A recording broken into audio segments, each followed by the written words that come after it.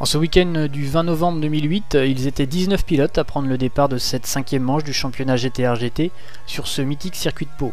19 pilotes donc, dont 10 dans la catégorie GT1 et 9 dans la catégorie GT2. Comme tous les circuits en ville, nous pouvions nous attendre à une course mouvementée. Les pôles positions avaient été réalisées par Dogstal sur sa Ferrari F550 en GT1 et Craze sur sa Mazda RX-7 en GT2, se plaçant même devant certaines GT1. Au départ de cette manche, je vous rappelle que c'est Dogstal qui mène au classement des pilotes dans la catégorie GT1 avec 51 points, et qu'en GT2, le leader Sisamu, avec 6 points d'avance sur son premier poursuivant et absent sur cette manche de Pau, peut voir sa première place compromise. Rentrons dans le vif du sujet avec un résumé de la course.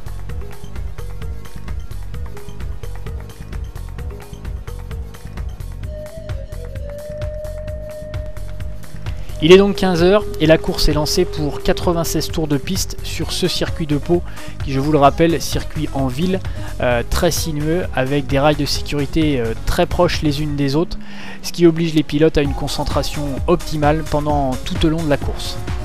Après, hélas, les abandons très rapides de Vincent, Tommy Gunn, Damien et Papy FX, tous les 4 sur un incident majeur sur leur voiture, la course se décante peu à peu, mais la gestion des dépassements sur ce circuit étroit n'est pas facile.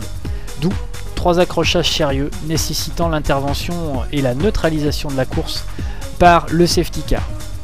Le premier cas, sous le pont Oscar, avec 5 voitures mises en cause, essentiellement des GT2, et là on peut voir un bel embroglio de ferraille qui s'amoncelle à l'issue de cet accrochage.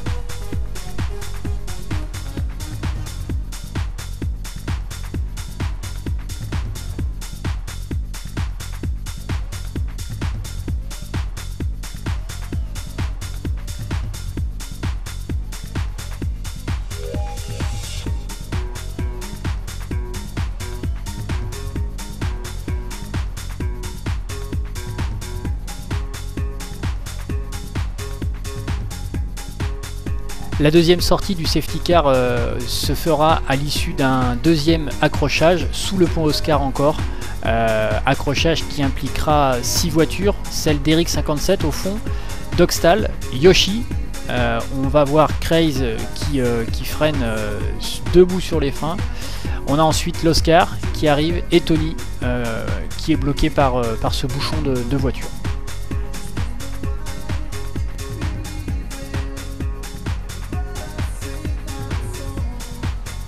La troisième sortie du safety car sera à l'issue de ce carambolage spectaculaire, la belle envolée de l'Oscar suite à une touchette avec Dogstal, impliquant bon nombre de voitures et faisant bouchon sur cette ligne droite avant le pont Oscar, impliquant une sortie logique du safety car.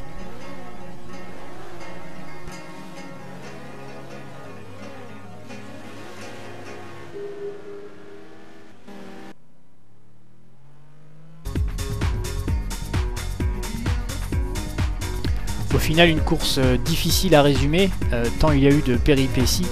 Donc je vous propose de parcourir ensemble les 11 pilotes ayant vaillamment franchi la ligne d'arrivée sur les 19 pilotes au départ. À la 11e place, on retrouve donc Bandy57. Il réalise ici une course difficile mais rapporte des points en GT2, toujours précieux pour sa team. À la 10e place, eh bien, Dimitri de la team Safety Car, également une course plein de rebondissements, et ce sans jeu de mots, avec quelques arrêts au stand non prévus, comme bon nombre de pilotes. À la 9e place, eh bien, Eric57 est 3e de la catégorie GT2. Il signe ici son premier podium de la saison.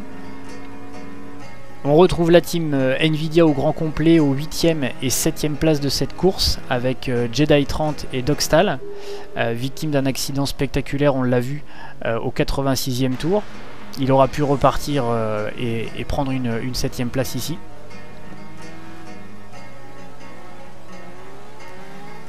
À la 6e place, eh bien, on retrouve JRKX qui aura fait lui aussi une course régulière, le plaçant 6e.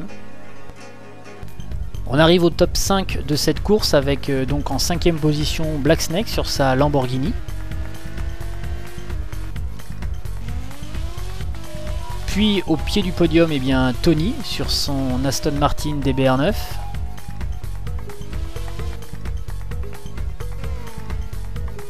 Et enfin le podium inédit pour cette saison, puisque une GT2 vient se mêler à la bagarre et de la plus belle manière qui soit, puisque en 3e position on retrouve Craze, premier de la catégorie GT2 mais 3e de cette course. Félicitations à lui. En 2e place Yoshi de la team Askite Racing sur sa Corvette C5. Et enfin un bon vainqueur en la personne de Bulls, puisque sur ce circuit de Pau, à l'issue de ses 96 tours, il sort vainqueur de ce Grand Prix et de cette 5e manche.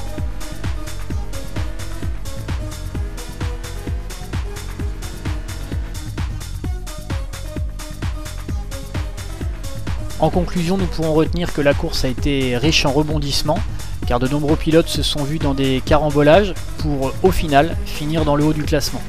Deux coups de chapeau à souligner, le premier à la team des commissaires qui a fait un très beau boulot sur cette manche, un travail de régulation et de sécurité, merci messieurs. Et un deuxième coup de chapeau à tous les pilotes qui ont terminé brillamment cette manche. Et rendez-vous le 17 janvier 2009 sur le circuit de Spa-Francorchamps pour, nous l'espérons, une manche un peu plus calme au niveau des sorties de piste, mais tout aussi passionnante à suivre. A bientôt, au revoir.